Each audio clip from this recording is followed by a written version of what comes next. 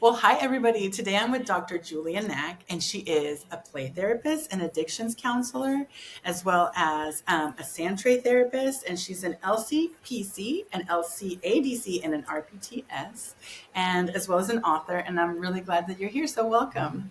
Thank you. Thank you for having me. I'm excited to be here. Thanks. I'm glad you're here. So, we've got 10 more minutes. What's one thing you would love for the world to know? Oh, I think I would love for the world to know that healing is possible and it doesn't have to be done one way only. Mm. I think allowing for creativity and healing is super important. That's so cool. Yes, healing is possible. And I love how you said not one way only because you have your so many modalities. Yes, Yeah, awesome. yeah. And I love the creativity piece. Beautiful. So how did you discover this?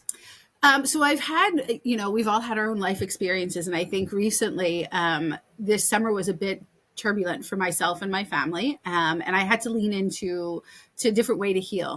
What was once how I used to do it didn't work anymore. And so as a result of that, right, like I've kind of put it to use and hope created a book and where I hope that like the use of poetry and sand or healing with EMDR or other ways kind of it's been my own journey and kind of discovering that it takes more than one way to be able to kind of move forward.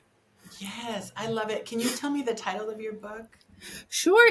So the book, it just got released last week. I'm so excited. It's called This Is How I Rise, Fragments of Loss, Love, and Self. And so I just kind of launched it to the world. So awesome. And I was looking at it because I came across your post and it has kind of interwoven. It has your poetry as well as some sand tray prompts and stuff, which is so exciting. Yeah. So I figured I needed the healing and I needed to be able to extend it to others. And so there's Sandtray prompts and then there's actually my own images of my own builds in there. Wow. And the prompts can be used for sand or they can be used for arts or however, or journaling Right. on a deeper level. I think that's the beauty of the healing process is how you need it, take it in and kind of push it through your system that way. You bet. And those different modalities hit differently for sure. So cool. So what's the first step that someone would take? So I think the first step is allowing this belief that it's possible, right? Yeah. Trusting in the body's natural ability to heal. It's we all have it, whether or not we believe it becomes one of those things, right? Our nervous system was set up to heal, and it's leaning into this idea of like, okay, even though I'm feeling unsteady or however I'm feeling, I also have on the flip side this ability to kind of create this calm within the storm. And Yes. it's trusting that that will happen.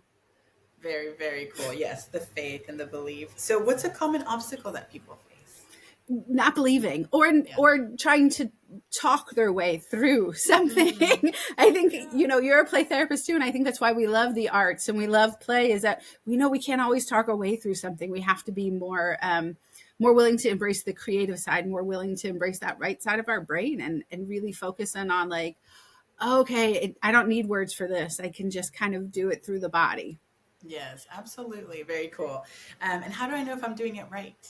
You notice things differently, things feel differently and less intense, and you can feel shifts internally, which is one of the things that we love, one of the things we look for, right? Is that, oh, that doesn't feel as intense as it used to. I can breathe a little bit easier, or my shoulders are kind of relaxed, right? Like I'm not Mhm. walking around kind of like this. I'm breathing again. And so you look for little body signs. The body leads you. Yes, I love how you're connecting the body to the nervous system healing because I've thought of the nervous system and used it as a way to bring about healing, but that it also can heal. Yeah. Yeah. Absolutely. I think it's important we allow it to do what it does naturally, right? And Yes. get out of our own way. Yeah, because even if you cut your finger, you can put a band-aid and it heals, which actually is miraculous if we think about it. It's like so cool. My mom had a bad back injury a couple years ago, but actually she says she's stronger now. I was just talking to her about it because she ended up doing some physical therapy. She's stronger now. So whoa, like to even, and she's already in her late 70s. So to think that that was possible, that even now for her is Yeah. so incredible. So tell me a little bit, do you want to give me an example from your book or something that you'd love to share? Sure. So I think one of the examples from the book is there's some specific poems that I wrote about some of the turbulent times, and then being able to kind of allow the words to kind of transform into the sand tray and the use of the images There are two that I'm thinking of: the shadow within me and the shadow that walks beside me. Right, like allowing those darker, those more scary parts to kind of come up and walk with me, hand in hand, instead of like leading or like me trying to run away, Mm-hmm. and how that kind of helps transform us. Yeah, that's some powerful imagery. I love how you take it from the poetry to the sand tray, so kind of out into the 3D world. And I think what's so beautiful when I saw that your book came out is that you've taken your experience and put it into sort of a product to share. Yeah. I figured we're all vulnerable. We've all gone through stuff. And I think it's one of the things we need to lean into is that nobody comes out of here unscathed. Right. Yep. And so if I can't be vulnerable enough with myself, how in the world am I going to offer and have people believe that? Trust the process. It does work. Yeah. Absolutely. And I think it's such a big piece maybe of healing for you as well that you get to share the It process. became, yeah, it did become very cathartic. It started off with me and my one niece. And so I was like, you know what, we'll just keep going with this. Yes. And taking your creativity and making, because it's a lot of work, I imagine, to publish a book.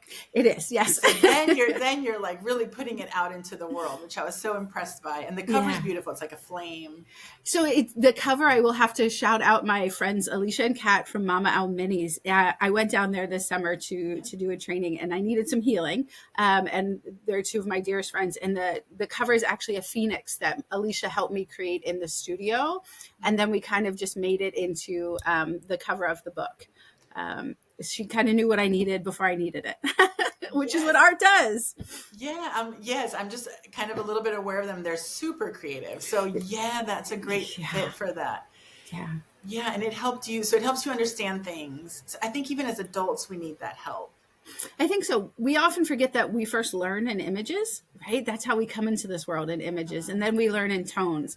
That cognitive process of our brain doesn't come on for much later. So images have this universal power, this universal symbols that we can kind of lean into and take what we need from them. Yes, I love images. I think, yeah, it's important. Like if you want a child, if you have a certain expectation, offer him an image so that Mm-hmm. he knows what you want. And it's interesting that you say tone because we might be saying certain words. And I do a lot of parent coaching.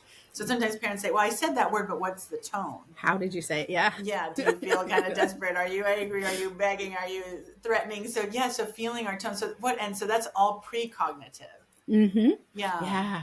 And it sticks with us. It's how we learn. It's because when we get into those situations, we go back to that reptilian brain. It's what comes online Yeah. first. Yeah. And so it becomes, I remember my father in particular saying, it's not what you say, it's how you say it, growing up all of the time, He right? knew. He knew. Exactly. There was a He reason for knew. that. Oh, how awesome. So you took some pain that you had and transformed it into something else, like a Yeah. phoenix. Yeah. Well, I'm going to make sure to include your link in this. And Thank you. yeah, because I would love to, I'm going to get the book and I would love Yes. to encourage people to I get love it. feedback. One of the other things is I'd love for people to show me what they build from it, what they get from it. I'm trying to Yes. create an interactive website where people can, if they're willing to be vulnerable right along with me, and as they heal and as they move forward, Beautiful. I love the idea of growing together as a community. Yeah, it seems like really a putting together of all your work, like the play therapy and the Sandtray and the addictions counseling and everything else that you do. And it sounds like it's good for people, regular people as well as therapists. Yeah, Yeah, absolutely. yeah, It can be used in sessions. It can be used just at home for self-healing, yeah, right? yeah. I Um, was thinking for therapist self-care. yeah, absolutely. Okay, well, thank you so much for sharing your creativity, for coming on here and everything. And yeah, I'll share all your info in the description. Thank you again. Thank you. I had a wonderful time. Good.